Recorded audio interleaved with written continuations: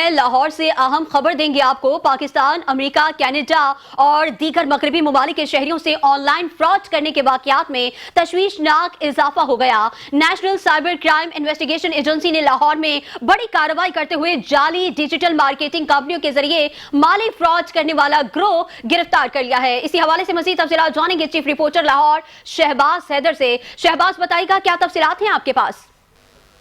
हाँ जी बिल्कुल, Pakistan, America, Canada और दीगर मगरबी ममालिक से ऑनलाइन फ्रॉड के वाकयात में मुसलसल जो है वो इजाफा होता चला जा रहा है, जिसके पेश नज़र national cyber crime investigation agency ने कार्रवाइयों का आगाज कर दिया है। National cyber crime investigation agency ने लाहौर ने बड़ी कार्रवाई करते हुए 4 मुलजमान को गिरफ्तार कर लिया है। गिरफ्तार मुलजमान में मोहम्मद अदील, जुबैर, कासिम साबिर और दानियल हसन जो है वो शामिल है।